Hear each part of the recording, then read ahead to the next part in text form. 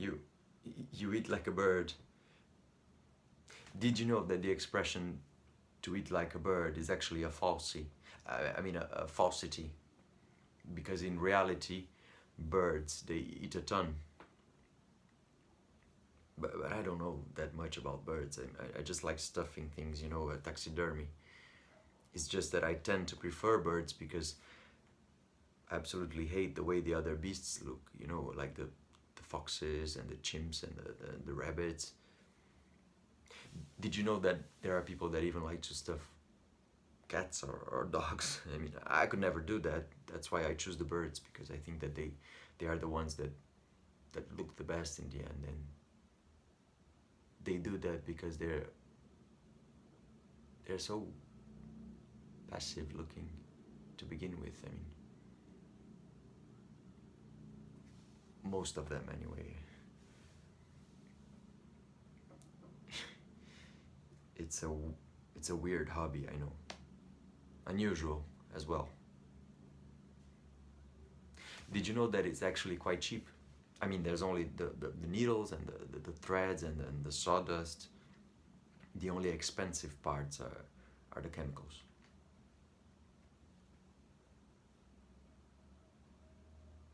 It's not just a hobby, you know. Sometimes it's more than a hobby.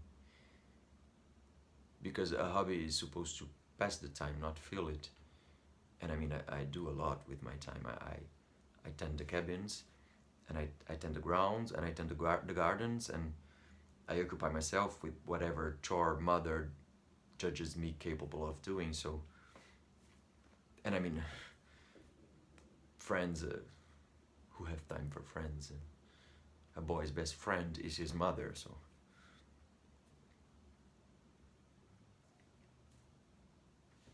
The rain, the rain didn't last long, did it?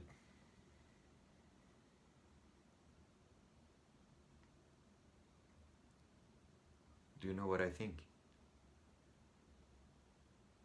That we are all, each and every one of us, stuck in our own little traps, desperately trying to get away,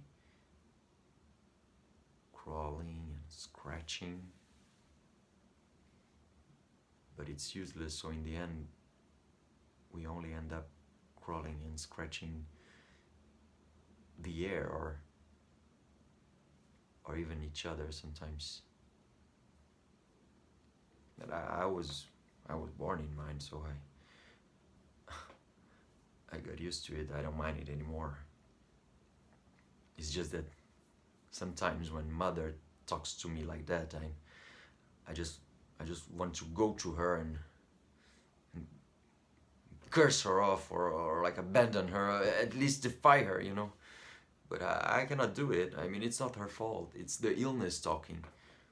She got worse after my father died, and then I was all she had left. I mean, I'm all she has.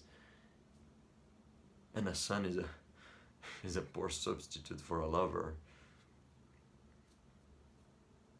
I couldn't do that to her anyway. I mean, I would abandon her up there alone. And what would she do? I mean, imagine if the fire ran out, and she got there alone in the cold and the damp, like a grave. I mean, you don't do that to the ones you love, even though you hate them. I mean, I don't hate my mother. I hate what she became because of the illness. I hate the illness. That's why sometimes I think about putting her someplace.